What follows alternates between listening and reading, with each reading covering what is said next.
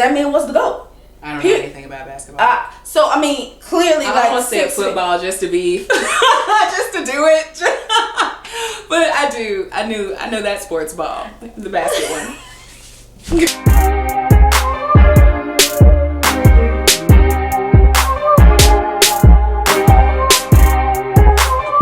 What's up, everybody? Welcome back to my channel. I am the one and the only Mrs. Rose Wilson, and you have entered Mom Chronicles.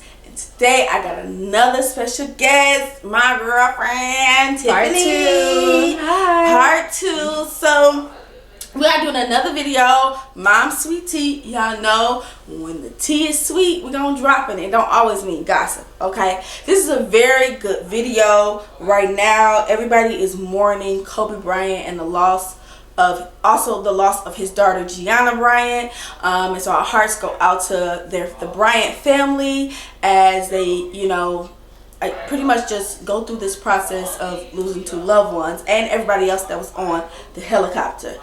Kobe Bryant did an interview a while back, and he talked about how him and his wife were preparing for baby number 4. And his wife, Vanessa Bryant, really wanted to have a boy. Right?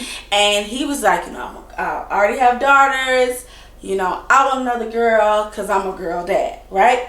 And from that interview, because there's been a lot of interviews that have, resurfaced that Kobe Bryant has done. That interview has kind of been an interview where he talked about why he take helicopters, which goes back to the girl dad thing. That has kind of been a hot topic. Correct. My experience with #GirlDad, and to me that means a father's relationship with his daughters. I don't know if you agree with that or disagree with that. Yeah. And that's my only experience, is my husband being a father, on the type of father they need to our girls.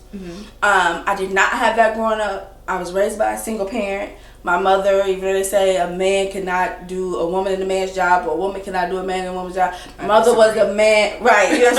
My mother was the mother and the father. She did the best she could, she did a great job as a mother, and she did the best she could as trying to, install me with what a father would, I guess, provide me. Yeah. You know what I mean?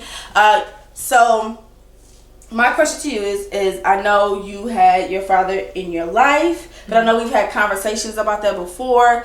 What do you think about the #GirlDad first and foremost? I think I grew up with my father until, the whole time. He's still here, but my parents got divorced when I was about 13. Okay. So I kind of have like a good mix of like full-time dad around and then not really being around. Okay. But just when I was younger, it was like a badge of honor that my dad was a part of my life. Like, what? Nobody else has a dad. And so it was like this thing I was really, really proud of. No, you just said nobody else has a dad. Were there a lot of people in your community or people around for sure, who didn't have their fathers? Very few of my friends I've had my entire life have had both a mom and a dad in the same home. Got you.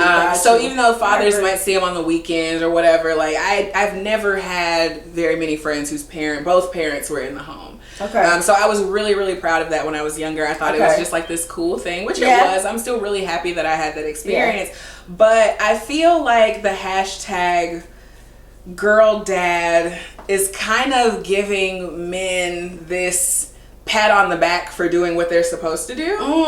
There's a part of that. I like that. Work with me. The part of me feels that.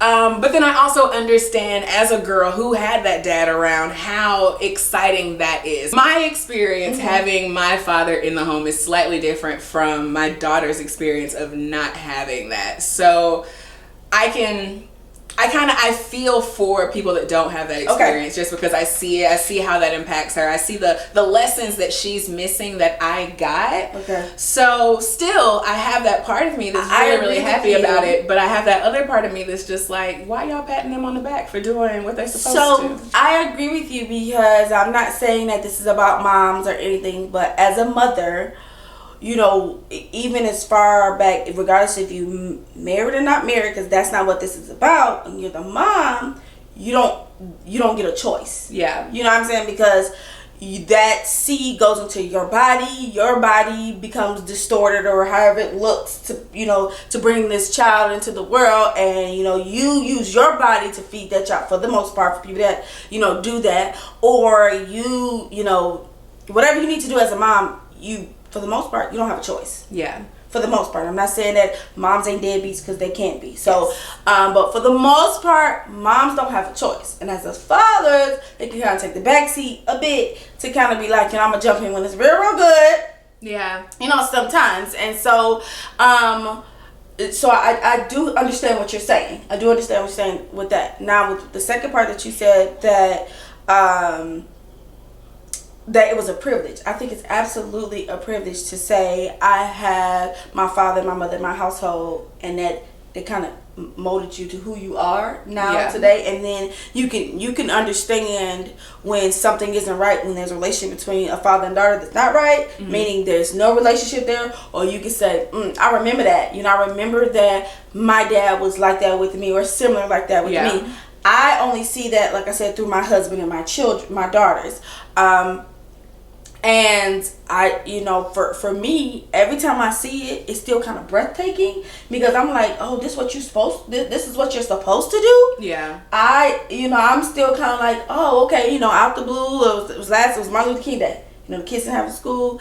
He took Sydney out for dad and daughter date lunch. They went to Texas Corral or whatever, or Texas Roadhouse, whatever it's called. And it was all because, he wanted to do, something he wanted to do. So he get a dress. So since she's been doing this since she was 3, when you say that to her, it's like, oh, I gotta put on my cutest dress.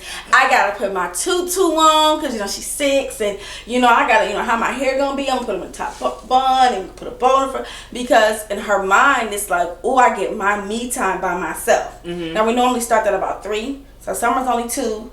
So when she turns 3, she'll start getting those things too, because she'll be able to remember it a lot more.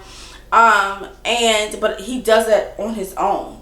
And so when he started doing that, actually Cassandra told me, we having a conversation about 3 or 4 years ago, and she said that her father, it was like once or twice a month, took her on like their own breakfast. And I was like, oh, they do. Yeah, our thing was the movies. I didn't have a dad in my life, so I was like, oh, that's a thing? Yeah, our thing was the movies. And it was really after my parents divorced that became a thing, where it was like every, I don't think it was like once a month or every whatever. But Friday, it was happening. A Friday after school. Yeah. He would come get me, we go to the movies, we go to dinner, and he'd take me home. And that was kind of like what we did. Because I didn't like doing the whole weekends at your dad thing. And I don't know why that just was weird and uncomfortable for me, but we would go to the movies all the time, and that was our thing that we did. Gotcha. So and what you saying, that even if it wasn't once a month or twice a month or whatever, it's for you, you immediately, when I was talking about the whole Texas Corral, it was immediately like, that's what we had our time, that's what we did, that that's how he invested in me, and initially you invested in him, even though that shouldn't be a thing, but y'all invested in y'all relationship together. And so, like I said, Cassandra's the one who brought that to my attention, that me and I do that, and I promise I was flabbergasted. I was like, they supposed to? She was like, yeah, you start, and I think Sydney was on 2 then, and so I was like, oh, okay, yeah. So when I brought that to him, because my husband, never had a father either, and he doesn't have any siblings, so he doesn't know what that father-daughter conversation is like. He was like, okay, cool, let's do it. So he was on board for it. So I'm a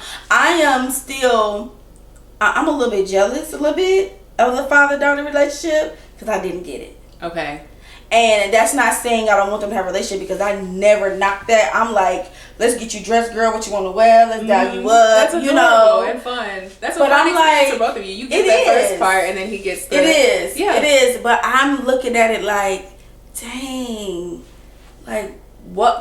how much better could I have been if my father, even if my parents weren't together? Not much. You don't think so? I mean, I don't think I'm all that impressive. I feel like, but I disagree with that. I disagree. I think your vocabulary, the way you talk, the way you handle it. I disagree with that. But I don't think that it was because I had a father. I think that was just because I liked to read when I was younger, because I was insecure and I felt like people don't like me, and so I read my books, and that made me smart. But I will say it. I disagree. I'm gonna disagree with you on that for a different reason. Okay. So the big thing people talk about fathers is that they teach women how men are supposed to treat them. So I have this father who's around, and you know, him and my mother, we didn't know they weren't happy, but they weren't. Okay. I thought I had all the best examples of a man, and I choose horrible men. so even having that person in my life didn't really make me make better choices in men.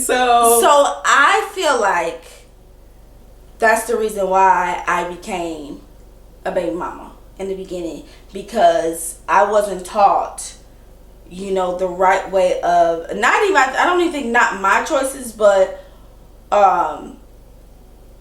not what I would choose, but how I guess men saw me. So if they approached me and showed me something, it's my choice. Well, I guess it is my choice. It's my choice to take what they're giving, or be like, that's not good enough for me. Mm-hmm.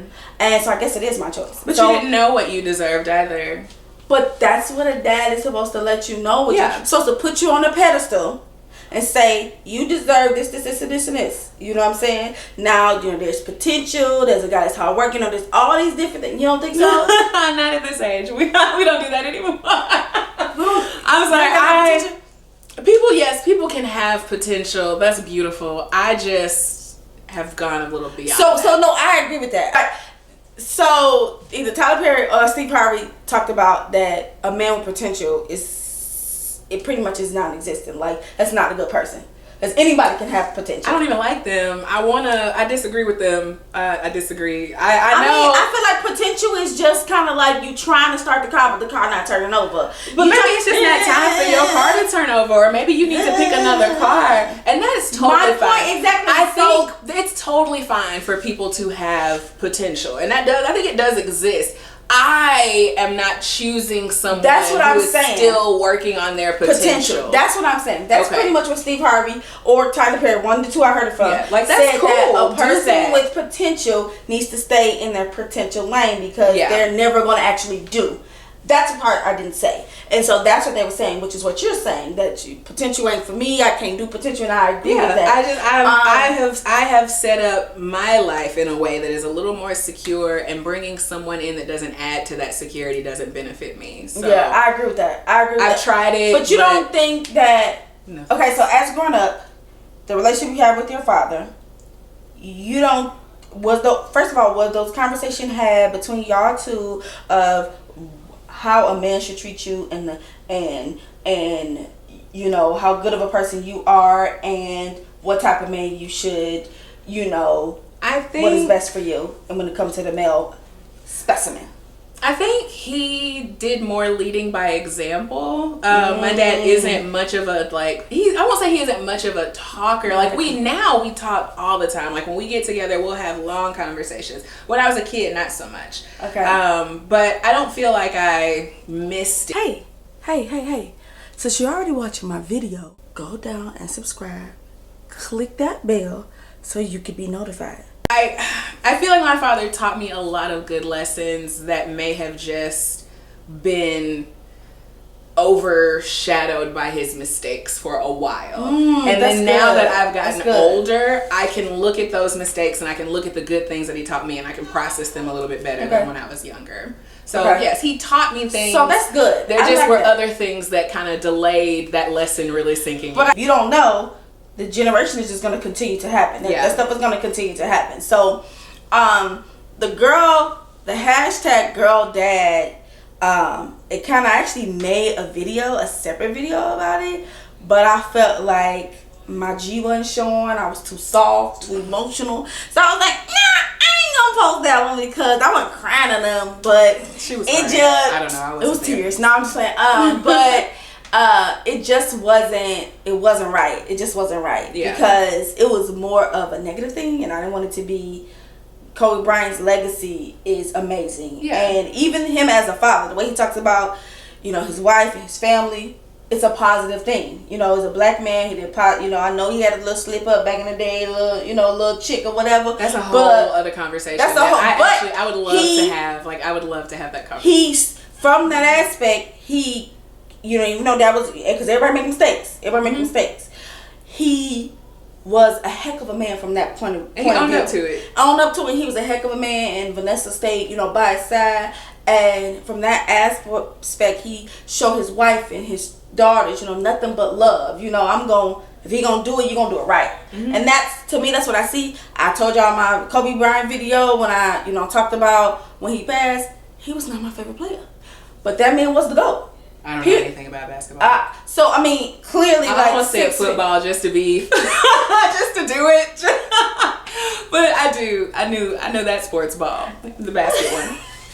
Not football, Tiffany. Not football. That's a basket one. He's just not. He wasn't my preferred player, but he was an amazing player. Like it's clear on his stats. I know he was that. I know that it's a thing. But I feel like I do feel like, because I know you said that that the hashtag GIRLDAD is shining light on things that the black men, that our fathers of daughters should already do. But I think that society pours so much negativity on that this hashtag GIRLDAD has kind of brought some sunshine to that.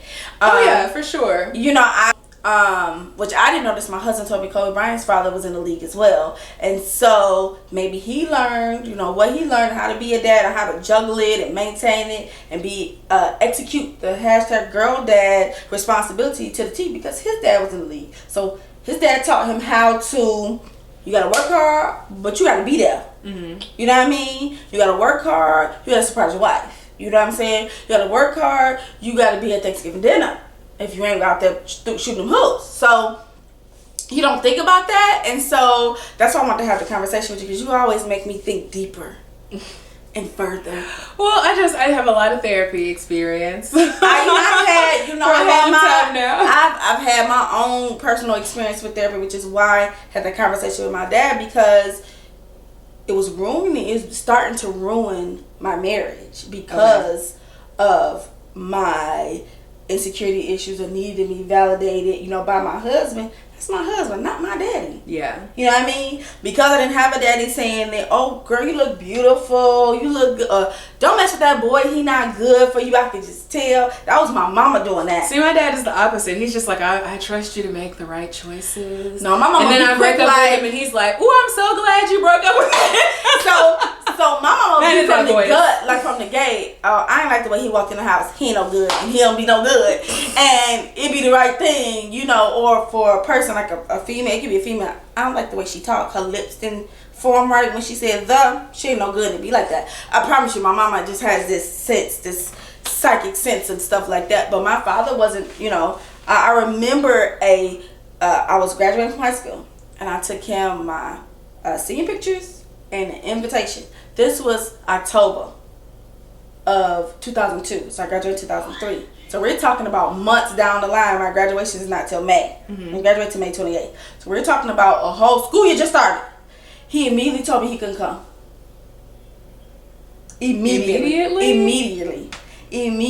And I just shut the door, and my mama drove off.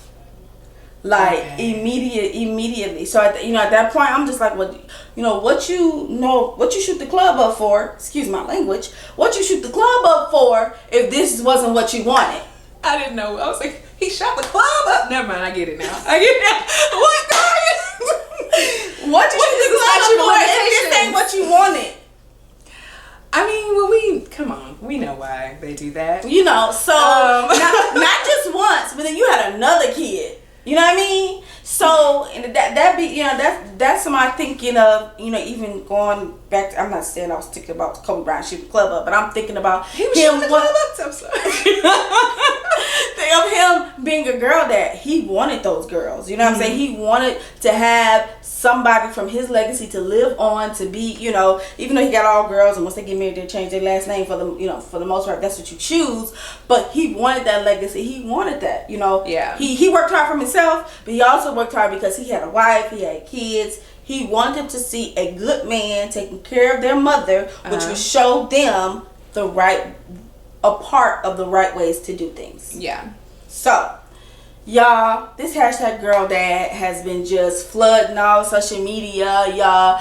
And if you are a girl dad, I mean, if you're a father and you have a daughter, y'all go on all my forms of social media. I got Instagram, I got Facebook, I got Snapchat, I got Twitter. DM me y'all pictures. I will repost them.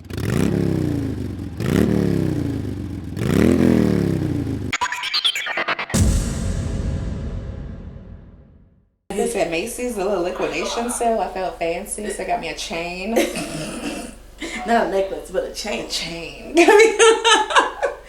And take your upstairs. Oh, hey, babe. Sorry. I thought that was the kid. Is that your husband? Sorry. Sorry, my bad. I thought that was the kids. Oops. Edit it over. That's embarrassing. Okay. It'll be a good blooper. Yeah. And a lot. Excuse me! Close your door. Terrell, please. You already know how I feel. Don't mess with my camera time. Sorry. He know better. I just enjoy making faces at the camera when you're yelling at them. Because I just know it's going to be perfect for the bloopers. It's going to be perfect. It is, but he know better. Anyway, right. what did I... Lot. Okay.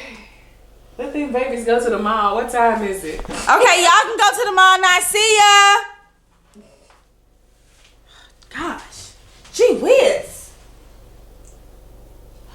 I'm going to have to chop that up. Not split in half, but... We had some fun. We did. That was good. I loosened up a little bit more. I see you did. You was talking a lot, girl. I'm proud of you, girl. Ooh, I ain't even turned this off.